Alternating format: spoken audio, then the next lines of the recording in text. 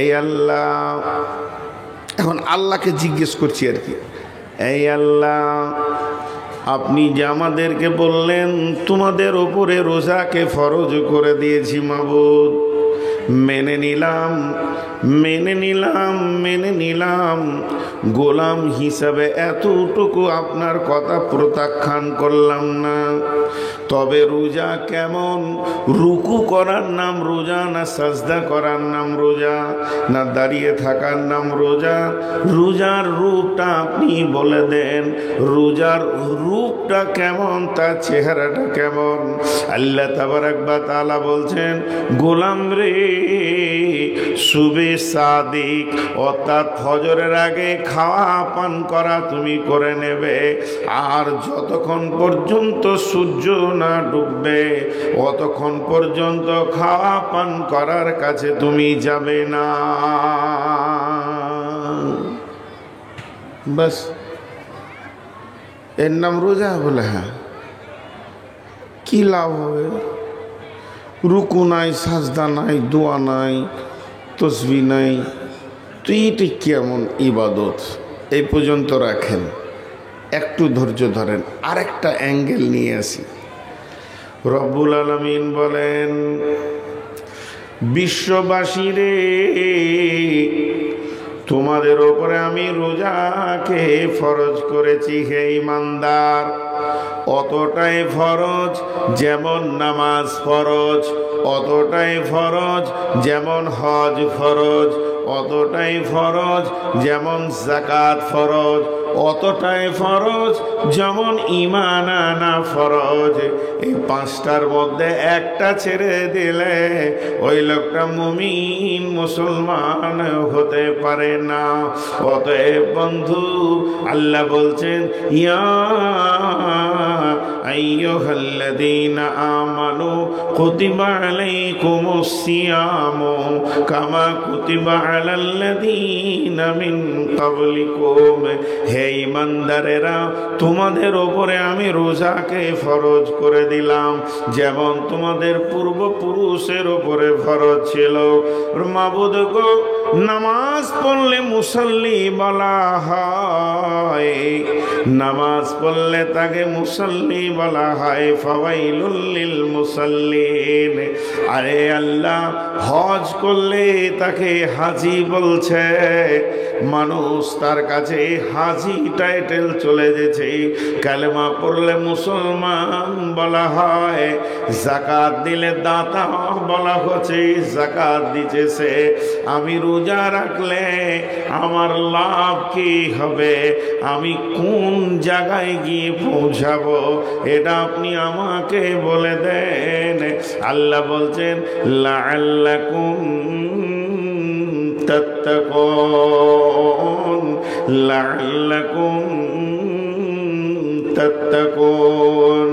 আমি রোজাকে এই জন্য বানালাম, তোমাদেরকে না খাওয়ার মতো ইবাদত দিলাম, যাতে করে তোমরা মুত্তাকি হয়ে যাবে। রোজা পৃথিবীতে এসেছে মানুষকে মুত্তাকি বানানোর জন্যে।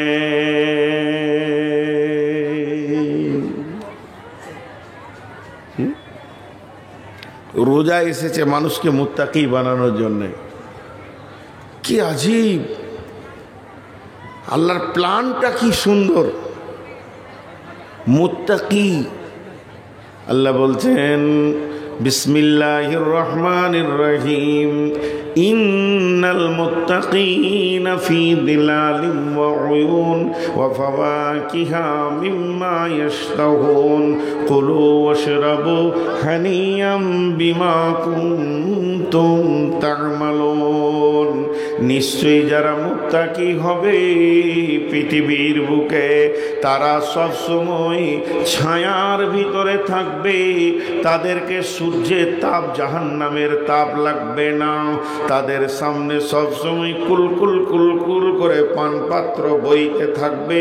কুলু ওয়াশরাবু হানিয়াম, তারা খাবে, পান করবে এবং যেখানে ইচ্ছা বিচরণ করবে। মুত্তাকিদের এত বড় সম্মান আছে।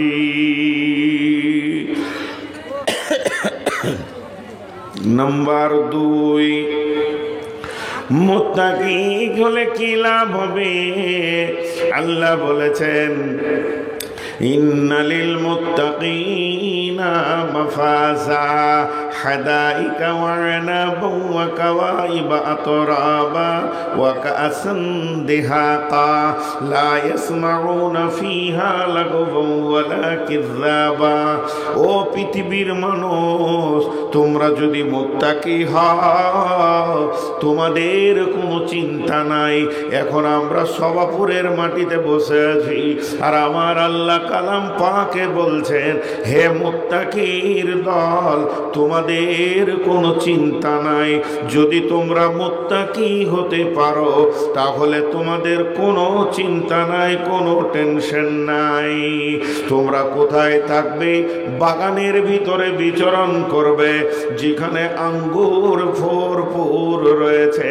ওয়াহাদাইকা ওয়া আনাবা ওয়া কাওয়াইবা আতরাবা, তোমাদেরকে সমবয়স্কা জান্নাতের হুরি নারী দিয়ে তোমাদেরকে আনন্দ দিয়ে দেয়া হবে। সেই জায়গাটা এত আনন্দ, ওই জান্নাতের ভিতরে তোমার স্থান হবে যদি তুমি মুত্তাকি হতে পারো। তাহলে মুত্তাকি হওয়া অনেক লাভ, কিন্তু বায়ান আমার রোজা। আমি আর 1 মিনিট মুত্তাকির কথা বলবো। যারা মুত্তাকি হতে পারবে তাদের কি কি গুণ থাকবে? বিসমিল্লাহির রহমানির রহিম। লাইসাল বিররা আন তুওয়াল্লু উজুহাকুম কিবালাল মাশরিকি ওয়াল মাগরিবি ওয়ালাকিন্নাল বিররা মান আমানা বিল্লাহি ওয়াল ইয়াউমিল আখিরি ওয়াল মালাইকাতি ওয়াল কিতাবি ওয়ান নাবিয়িন ওয়া আতাল মালা আলা হুব্বিহি যাবিল কুরবা ওয়াল ইয়াতামা ওয়াল মাসাকিন وابن السبيل والسائلين وفي الركاب وأقام الصلاة وآتى الزكاة والموفون بعهدهم إذا عاهدوا والصابرين في البأساء والضراء وحين البأس أولئك الذين صدقوا وأولئك هم المتقون। আল্লাহ তাবারক ওয়া তাআলা বলছেন, শুধু পূর্ব পশ্চিমে মাথা নাম করার নাম মুত্তাকি নয়। যদি তোমাকে মুত্তাকি হতে হয়, আল্লাহর উপরে ঈমান, আখিরাতের উপরে ঈমান, ফেরেশতার উপরে ঈমান, কিতাবের উপরে ঈমান, নবীদের উপরে ঈমান আনতে হবে, মাল দান করতে হবে, সালাত আদায় করতে হবে, যাকাত দিতে হবে। যখন কোনো মানুষের সঙ্গে কোনো ওয়াদা করবে তো ওয়াদা পূরণ করতে হবে এবং বিপদ আপদে ধৈর্য ধারণ করতে হবে। এই 10টা গুণ যার ভিতরে থাকবে, আমার রব বলছেন উলাইকাল্লাযীনা সাদাকু ওয়া উলাইকা হুমুল মুত্তাকুন। এরাই হচ্ছে মুত্তাকি। 5-7 মিনিট আমি মুত্তাকির কথা বললাম। কেন বললাম 5-7 মিনিট মুত্তাকির কথা? তার একটাই উদ্দেশ্য, সেটা হচ্ছে আল্লাহ বলছে তোদেরকে আমি রোজা রাখাচ্ছি মুত্তাকি বানাবো। তোদেরকে আমি রোজা রাখাচ্ছি, খেতে দিচ্ছি না, আমি তোদেরকে মুত্তাকি বানাবো। এবার মজাটা লেগে গেছে। আল্লাহ বানিয়ে নেবেন আমাদেরকে। ছোট্ট করে একটা কথা জিজ্ঞেস করব, আপনারা একবার মুখ খুলবেন আল্লাহর ওয়াস্তে। সেটা কি? একটা হলো প্রাইমারি স্কুল 1, 2, 3, 4, বেসিক হলে 5, প্রাইমারি স্কুল। আর একটা হচ্ছে হাই স্কুল। হাই স্কুল বলতে 3টে স্তর: হাই স্কুল, কলেজ, ইউনিভার্সিটি, বিশ্ববিদ্যালয়। ওই দিকটা হচ্ছে বড় ছেলে, এটা হলো ছোট ছেলে। একবার বলেন, সবাই মুখ খুলে বলেন, বড় ছেলে পড়ানো কঠিন না ছোট বাচ্চা পড়ানো কঠিন? সবাই বলেছেন তা আমি জিজ্ঞেস করলাম, বললেন না কেন? আমি কি আপনাদের কোনো অপরাধ করেছি? আমি তো আপনাদেরকে একটা ছোট্ট কথা জিজ্ঞেস করছি, উত্তর দেবেন। এই খালি তার কাটাটা পার হয়ে গেলে কেমন জবাব দেয় দেখতে হয়। আপনাদের এই ঠোঁটাপাড়া থেকে হাটখোলা, তারাপুর, একদম মনকষা থেকে নিয়ে শিবগঞ্জ থেকে নিয়ে পুরা এলাকা জালসা করেছি আমি। বগলাউড়ি টোগলাগুড়ি, এই পদ্মার ধারে সব গ্রামগুলো, নদীর চড়ে পর্যন্ত জালসা করেছে। তো ওরা জবাব দেয়। আপনারা বলেন, প্রাইমারি স্কুলের ছেলেদেরকে পড়ানো কঠিন না হাই স্কুলের ছেলেদেরকে পড়ানো কঠিন? পার্থক্য কোন জায়গায়?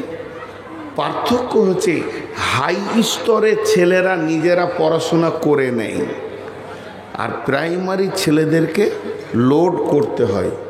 ওর ইচ্ছা নেই, ওকে লোড করতে হবে জোর করে।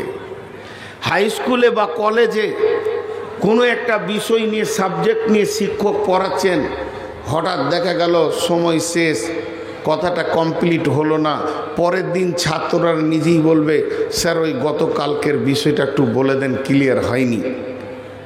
আর প্রাইমারি খালি একবার ছুটি বললেই ও ডিগবাজি মারবে যে আজ ঈদ হয়ে গেল, ছুটি মানে কি? জি, আমরাও তো দেখেছি।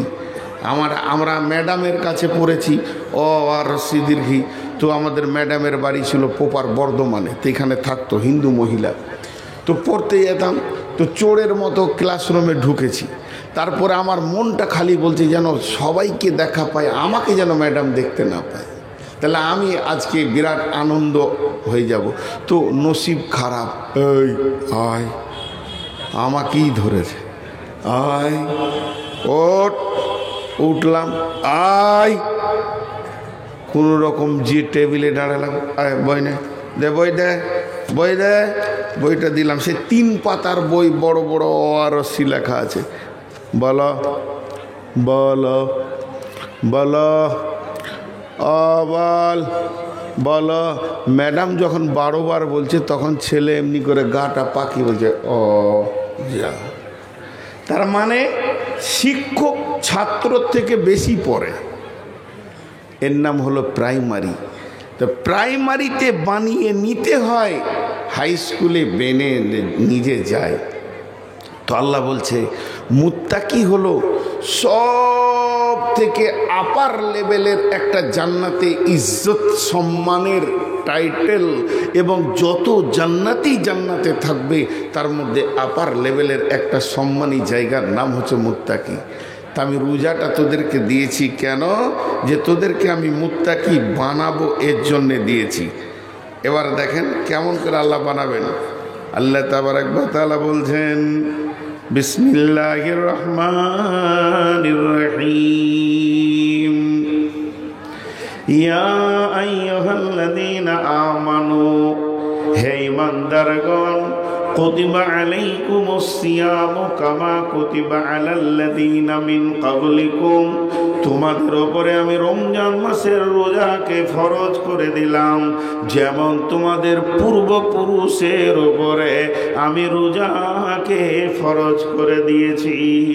লাআল্লাকুম লাআল্লাকুম লাআল্লাকুম তাত্তাকুন, আমার উদ্দেশ্য হচ্ছে লাআল্লাকুম মানে যাতে করে, তাত্তাকুন মানে তোমরা মুত্তাকি হয়ে যেতে পারো।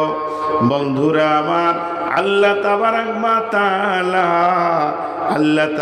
ওয়া তাআলা আমাদেরকে মুত্তাকি বানানোর জন্যে এত সুন্দর করে একটা প্রোগ্রাম বানিয়ে দিয়েছেন যে তোমরা আমার রমজান মাসে রোজা যে রাখবে, তার জন্যে মুত্তাকি হওয়াটা আসান হয়ে যাবে এবং তোমরা মুত্তাকি হয়ে যাবে, এতে কোনো সন্দেহ নাই।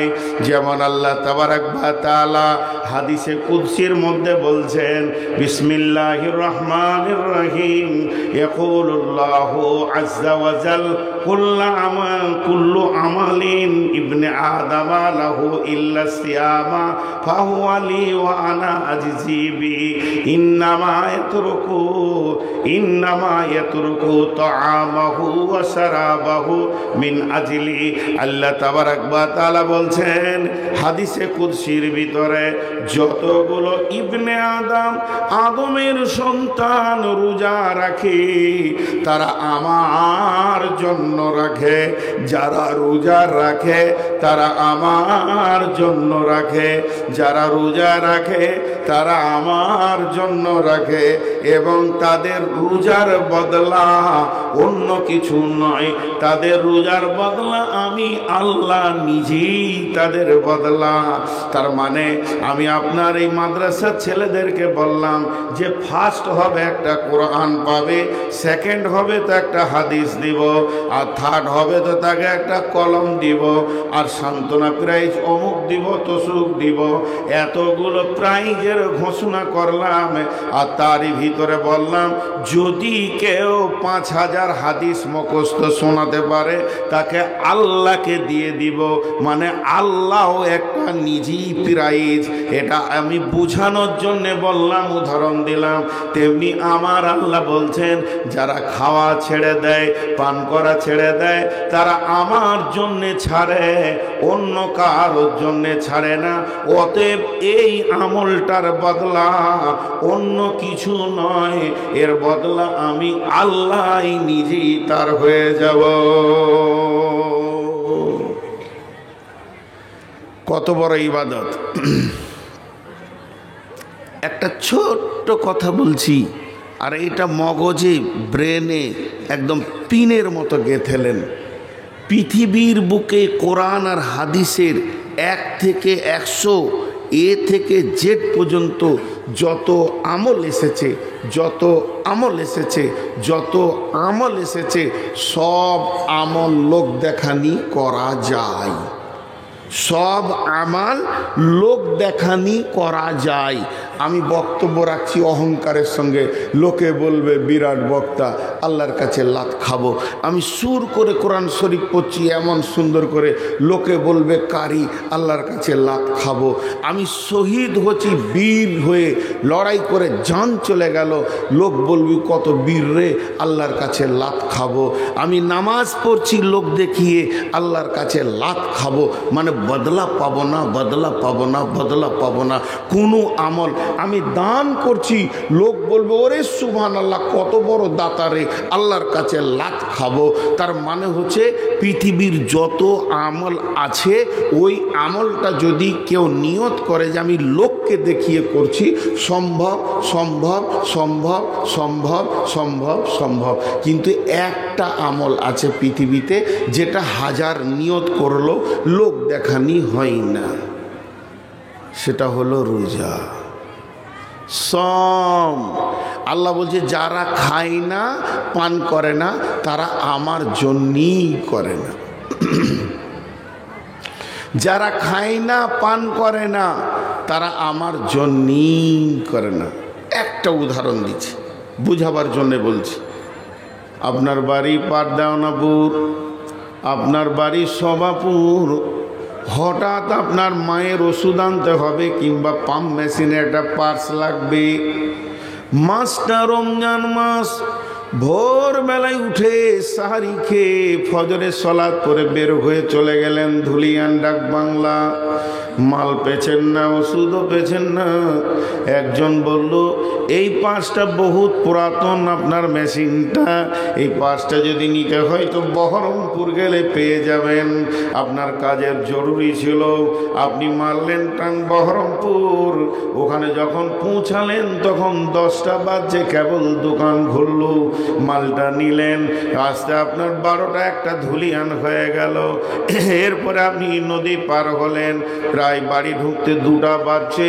প্রখর রোদ, আর এই রোদে জার্নি করে ভিতরটা মরুভূমি হয়ে গেছে, মনে হচ্ছে যেন এক জকে হবে না, এক বালতি পানি লাগবে তবে এই জানটা ঠান্ডা হবে, তাছাড়া মনে হয় যেন ভিতরটা মরুভূমি হয়ে গেছে, শুকনো ঢোক গিলা গছে। তারপরও আমি কোনো রকম করে গায়ে তেলটা নিলাম, এবার গোসলখানায় গেলাম, মেশিনটা চালিয়ে দিলাম, কিংবা বিবিকে বললাম, বেগম রে তুমি আমার কলটা চেপে দাও, একটু গাটা ঠান্ডা করে নি। আমি মগে করে পানি নিয়ে মাথায় ঢালছে, শীতল পানি আমার চামড়াকে ঠান্ডা করছে, ভিতরে যেন আমার দিল বলছে ওই পানিটা এক গ্লাসও কম করে প্রয়োজন ছিল, কিন্তু ওই পানিটা যখন মুখের ওপর দিয়ে যেছে তখন আমি ঠোঁটটাকে চেপে ধরে নিয়েছি। ওই অবস্থায় পানি ঢালতে ঢালতে যদি 2-3 ঘুঁট খেয়ে নি, পৃথিবীর কেউ দেখতে পাবে না, কারো ক্ষমতা নয়, গাঁওয়ালা দেখবে না, মুসল্লি দেখবে না, ইমাম দেখবে না, মজ্জেন দেখবে না, হাজি দেখবে না, গাজী দেখবে না, তারপরও আমি খেলাম না, মুখটাকে আরো চেপে ধরছি যাতে করে এক ফোঁটা না চলে যায়। এরপরে আমার গোসল হয়ে গেল, সালাত আদায় করলাম, বিবিকে বললাম তুমি বাইরে থাকো, আমি একটু ঘরের ভিতরে ফ্যানটা চালিয়ে দিই। ফ্যানটা ঘুরতে শুরু করলো আর চুপ করে বিছানায় শুয়ে গেলাম। চৌকির নিচে মাছ আছে, মাংস আছে, ভাত আছে, রুটি আছে, ফ্রিজে কোল্ড ড্রিঙ্কস আছে, কলা আছে, আপেল আছে, আঙ্গুর আছে, জুস আছে, সমস্ত খাবারের ভান্ডার রয়েছে। ঘরের ভিতরে কেউ নাই, আব্বা নাই, মা নাই, বিবি নাই, সন্তান সন্ততি নাই, দরজা লাগানো আছে, হুড়কাও লাগিয়ে দিতে পারবো, সমস্ত কিছু ক্লিয়ার। এরপরও আমার মন বলছে না যে এক ঘট ফ্রিজের পানি পান করে নি, এটা কেন বলছে না? একমাত্র আমার দিল বলছে, আমার আল্লাহ দেখছে। এখন যদি আমি একটা আঙ্গুরও খেয়ে নি, সারা পৃথিবী না দেখলেও আল্লাহ দেখছে।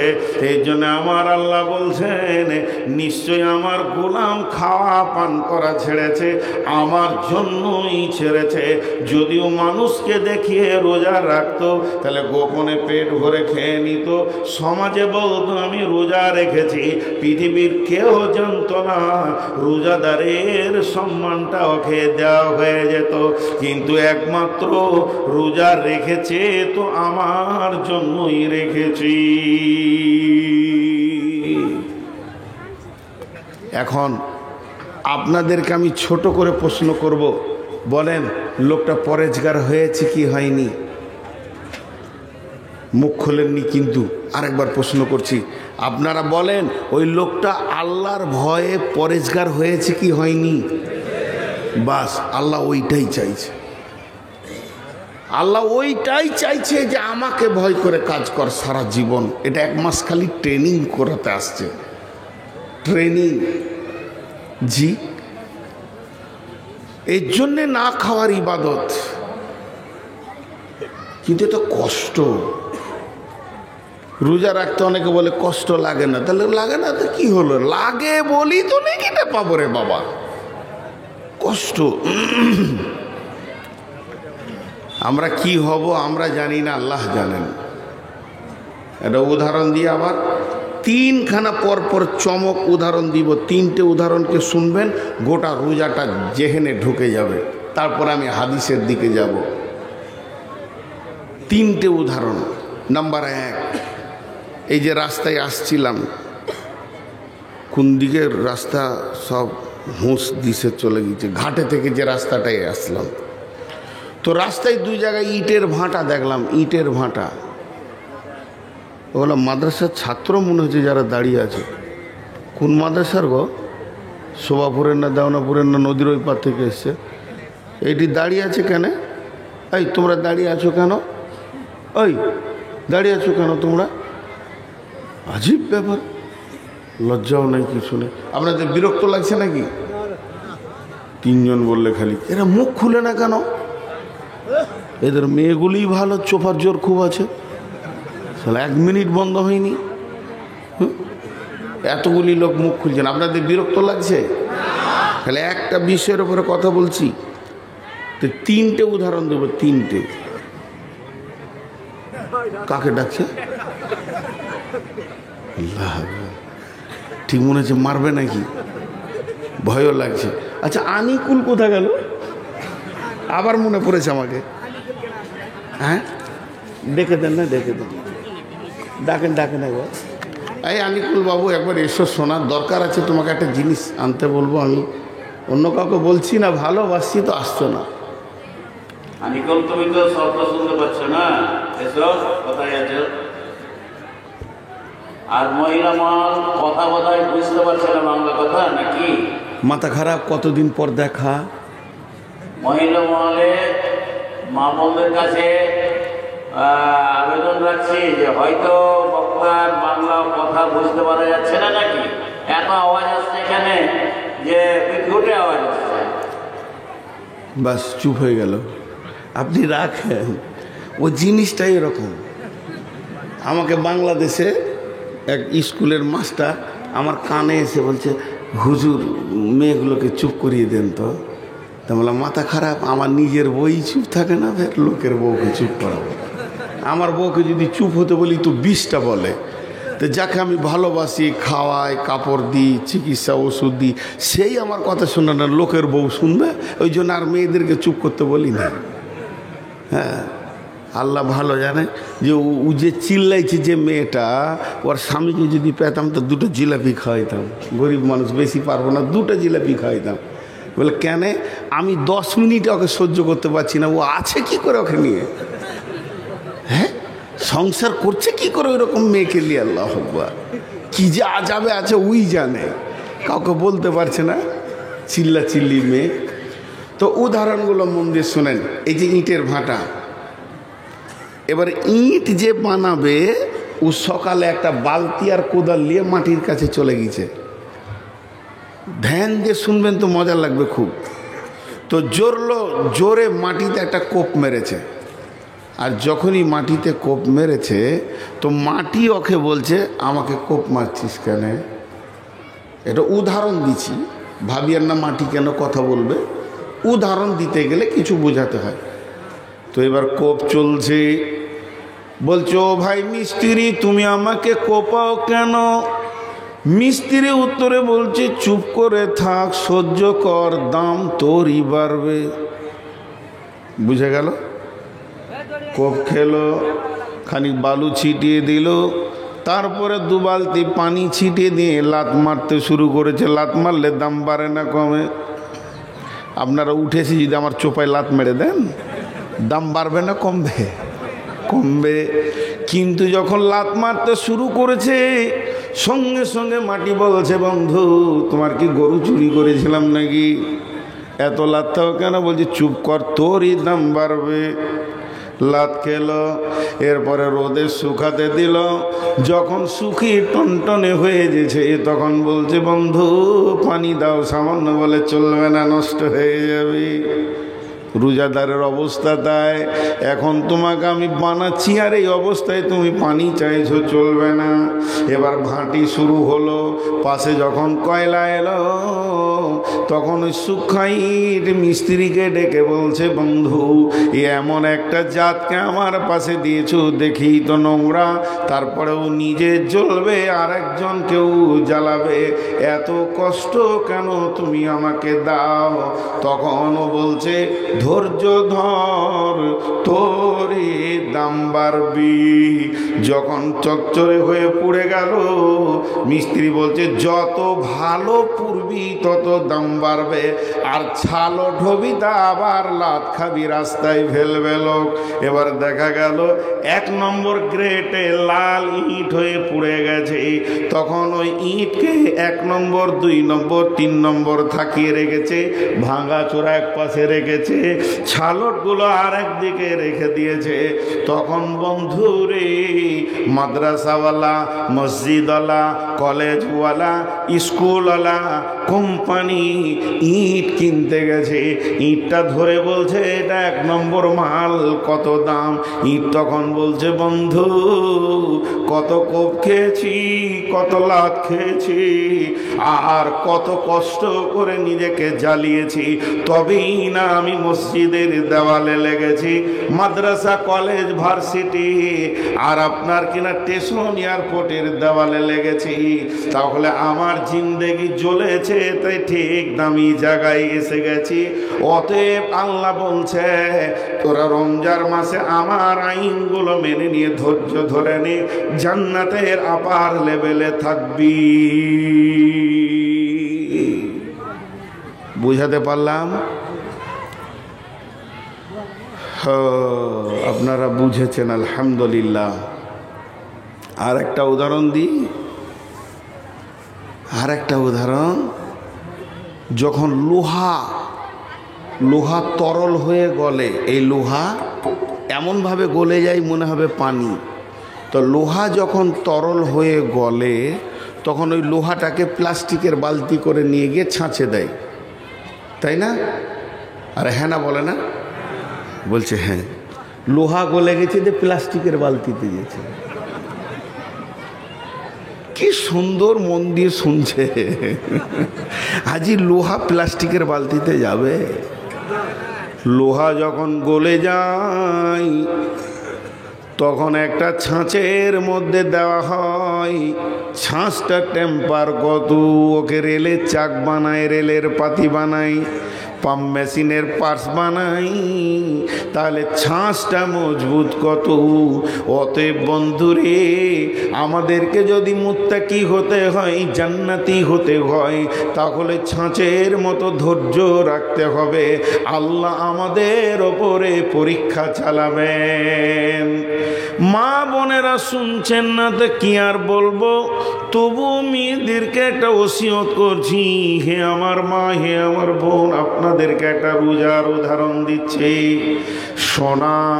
সোনা তো সোনাই, সোনার 70 টাকা 10 গ্রামে 70,000 টাকার দাম, সোনার 70,000 টাকা দাম। এখন যদি আমি 20 গ্রামের সোনা দিয়ে একটা গলার হার বানাই, আর গোটা হারটা অত্যন্ত সুন্দর বানিয়েছেন কারিগর, খালি হুঁকটা একটু বেঁকা, সামান্য হুঁকটা একটু বেঁকা হয়ে গেছে, বিবি বলবে জি ইচ্ছাই কি জিনিস বানিয়েছে, 1,40,000 টাকার মূল্য নাই, দুধ ছাই বলে দেবে। ছি দেখো তো মালটা হয়নি। তার মানে হচ্ছে সোনা যতই দামি হোক না কেন, সোনাকে ভাটিতে ঢুকতে হবে, সোনা যতই দামি হোক না কেন অ্যাসিডে পুড়তে হবে, সোনাকে আগুনে জ্বলতে হবে, তারপরে সে ডাইসে যাবে, এরপরে তাকে সোয়াগা দিয়ে ছিলে তাকে পালিশ চাপাবে, যখন অতি সুন্দর হয়ে যাবে। এত দামি জিনিসটা এতগুলো মার খেলো, হাতুড়ি খেলো, ডাইস খেলো, আগুনে গেল, অ্যাসিডে গেল, সোয়াগাতে ছিল, যাদের কাছেও গেল তাদের মূল্য কিছু নাই। সোয়াগার খুব বেশি তো 30-40 টাকা কেজি, হাতুড়িতে যে মার খেয়েছে ওই লোহার হাতুড়িটা খুব বেশি 80-90 টাকার কেজি, আগুনের মূল্য নাই। কয়লার আর কত দাম, এদের ভিতরে ঢুকে ওই সোনা সুন্দর যখন হয়ে গেল তখন ওর দাম কেমন বাড়লো। মেয়েরা নিজের কাঁচা চামড়াকে ফুটিয়ে ঝুলিয়ে দিল, নাককে ফুটিয়ে ঝুলিয়ে দিল, তাতে তার ব্যথা হলো না, আবার খিলখিল করে হাসছে, কান নড়াচ্ছে, নাক নড়াচ্ছে।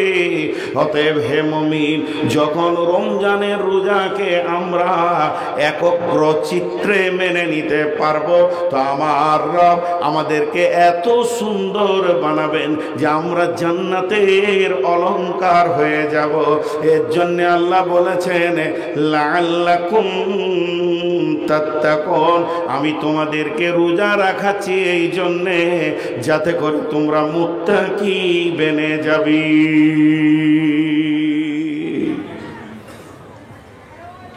জি, যাতে করে তোমরা মুত্তাকি বেনে যাবে। লাআল্লাকুম তাত্তাকুন, যাতে করে তোমরা মুত্তাকি বেনে যাবে। তাহলে কত সুন্দর উদাহরণ দিলাম। এরপরে আল্লাহ কি বলছেন?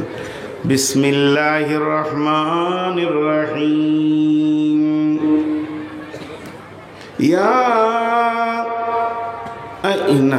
ইন্না আনজালনাহু ফি লাইলাতিল কদর ওয়ামা আদরাকা মা লাইলাতুল কদর লাইলাতুল কদরি খায়রুম মিন আলফি শাহর।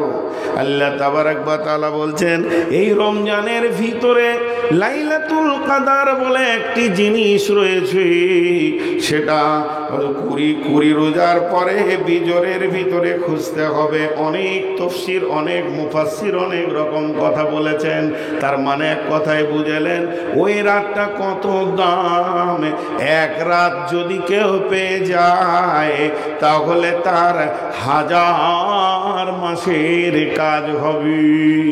এত বড় ইবাদত আল্লাহ তাবারক ওয়া তাআলা রমজানের ভিতরে লুকিয়ে রেখেছেন। আল্লাহ অন্য জায়গায় বলছেন শাহরু রমজান আল্লাযী উনজিলা ফীহিল কুরআনু হুদাল লিন্নাস। এই মাসটা এমন মাস, এই মাসে কোরআন নাজিল হয়েছে মানুষের জন্যে, হেদায়েতের জন্যে। 21শে রমজান কোরআন নাজিল হয়েছে। এই মাসটা রমজান মাস, এই মাসটা রহমতের মাস, এই মাসটা মাগফিরাতের মাস, এই মাসটা নজুলে কোরআনের মাস, এই মাসটা হেদায়েতের মাস, এই মাসটা আপনার জিহাদের মাস। এই ইসলামের প্রথম জিহাদ হয়েছে রমজান মাসে। 17 রমজান বদরের যুদ্ধ হয়েছে। অতএব বন্ধু, এই মাসটার ভিতরে অনেক কিছু লুকানো আছে, শুধু রোজা নয়। এই মাসে কোরআন নাজিল হয়েছে, নজুলে কোরআনের মাস, কোরআনের জন্মদিন রমজান মাসে লুকানো রয়েছে। এটা তেলাওয়াতের মাস, এটা ইবাদতের মাস, এটা মাগফিরাতের মাস, এটা রহমতের মাস, এটা বরকতের মাস, এটা জিহাদের মাস, এটা হেদায়েতের মাস, এটা নূরের মাস, অন্ধকার দুর্ভিতের মাস।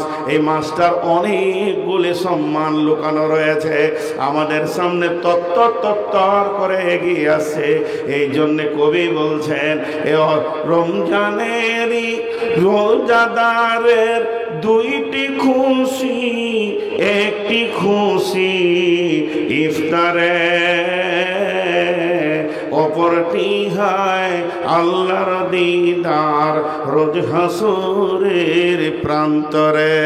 এই লাইটটা বন্ধ কর, নিতে পারি না রে বা, মাথা ধরে যায়। ওপরতে হয় আল্লাহর দিদার রোজ হাসুরের প্রান্তরে।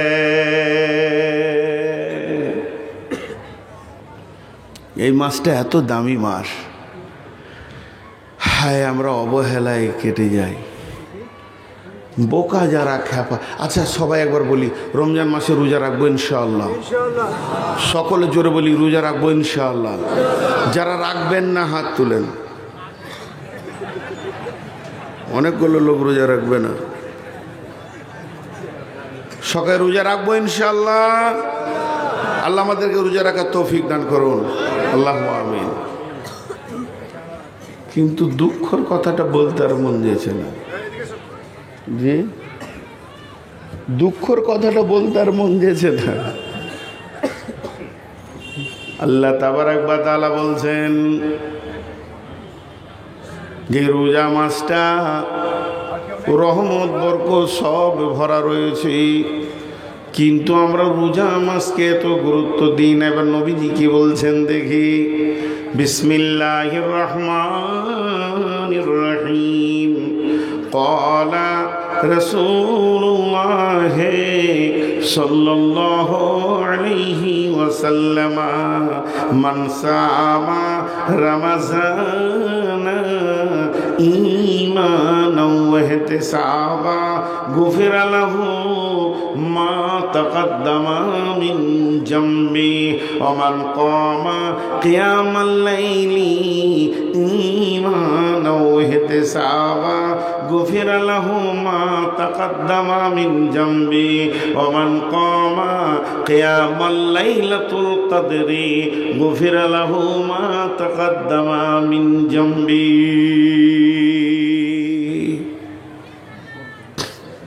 শুনি সব খুশি হয়ে যাবে। প্রথমেই আল্লাহ রসুল বলছেন যে রমজান মাসে রোজা রাখবে ঈমান ইহতিসাবের সঙ্গে, তার পূর্বের অনেক গুনাহ মাফ হয়ে যাবে। আর কেউ বলেছে সব গুনাহ মাফ। খুশি লাগলো না? লাও, কি আর বুঝাবো বলেন তো? এতগুলি লোক খুশি হতে পারলেন না। খুশি হলে আলহামদুলিল্লাহ বলতে হয়, আশ্চর্য লাগলে সুবহানাল্লাহ বলতে হয়। আমি আর একবার বলছি, আল্লাহ নবী বলছেন, মান সামা রমাজান ঈমান ও ইহতিসাবা, যে লোকটা ঈমান ইহতিসাবের সঙ্গে রোজা রাখবে, গুফিরা লাহু মা তাকাদ্দামা মিন জামবি, তার পূর্বের যত গুনাহ আছে মাফ হয়ে যাবে।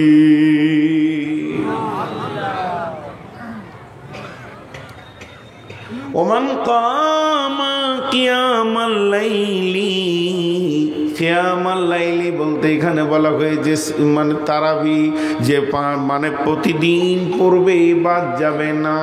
আল্লাহ তাবারাক ওয়া তাআলা বলছেন, নবীজি বলছেন, গুফিরা লাহু মা তাকাদ্দামা মিন জামবি, তার জীবনের পূর্বের অনেক গুনাহ মাফ হয়ে যাবে। জি, কত বড় খুশির কথা। ওমান কামা কিয়ামাল লাইলাতুল কদরি, এই মাসে লাইলাতুল কদর লুকানো আছে। যদি কেউ লাইলাতুল কদর জেগে দেয়, গুফিরা লাহু মা তাকাদ্দামা মিন জামবি, তার জীবনের পূর্বে অনেক গুনাহ মাফ হয়ে যাবে।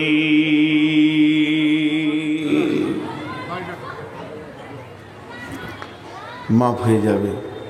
কত মজার ইবাদত আসছে একবারে।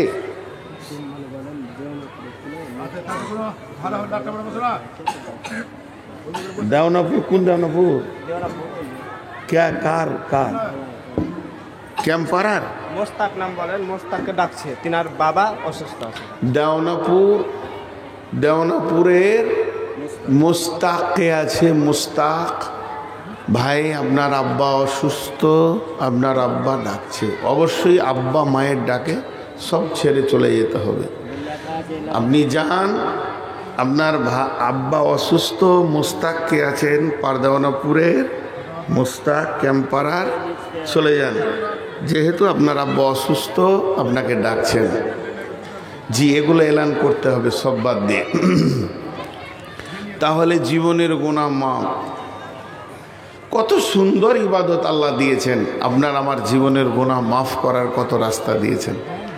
কিন্তু আমি একটা প্রশ্ন করব, যদি আমার সঙ্গে আপনারা প্রশ্নতে একমত হন তাহলে বলবেন ঠিক আছে, আর যদি দ্বিমত হন তা বলবেন আমার প্রশ্নটা ভুল আছে।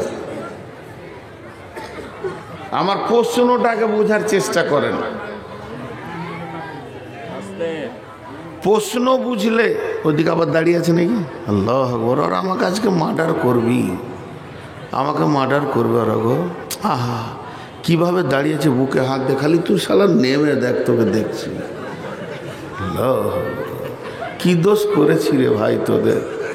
হ্যাঁ, এমন করে দাঁড়িয়ে আছেন কেন? খালি তুই নেমে দেখ, কত চোপা চালাইছিস, তোকেই দেখছি একবার। তো আমার প্রশ্নটা আগে বুঝেন। আমার প্রশ্ন হচ্ছে, ঈদের নামাজ পড়ে নিব, তারপর থেকে শুরু করব, চুরি করব, ব্যভিচার করব, জিনা করব, বেপরদা থাকব, জুয়া খেলবো, সুদ খাবো, মার্ডার করব, খুন খারাপি করব, লুটেরা করব, লুচ্চাগিরি করব, নামাজ পড়ব না, জাকাত দেব না, হজ করব না, কালেমা পড়ব না, যত গুনাহ আছে করব, লুটে ফুটে টাকা পয়সা করব। আর যেদিন পশ্চিম দিকে রমজানের চাঁদ উঠে যাবে, চাঁদটা দেখে নি, নদীতে ঝাঁপ মেরে দিব, গোসল করে নিব, সাবান মেখে নিয়ে এশার নামাজে তারাবি পড়ার জন্য চলে আসবো। মুসল্লির মতো টুপি লাগিয়ে সুন্দর করে 1 মাস রোজা রেখে নিব, সব গুনাহ মাফ হয়ে যাবে।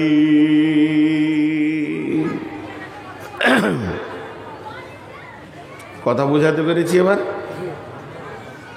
সারা বছর পাইকিরি হারে পাপ করব, ডজন ডজন পাপ, আর রোজা রেখে নিব গোনা মাপ।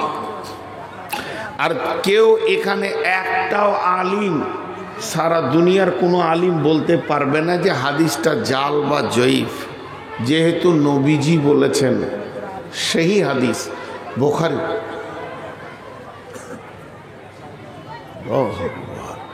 কোথায় জলসা করতে এসছি বাপ?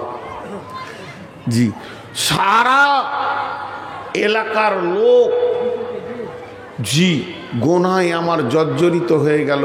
আর রমজানে এত সুন্দর করে রোজা রাখবো, একবারে রসুল যেমন করে রেখেছিল, একটা পাপ করব না।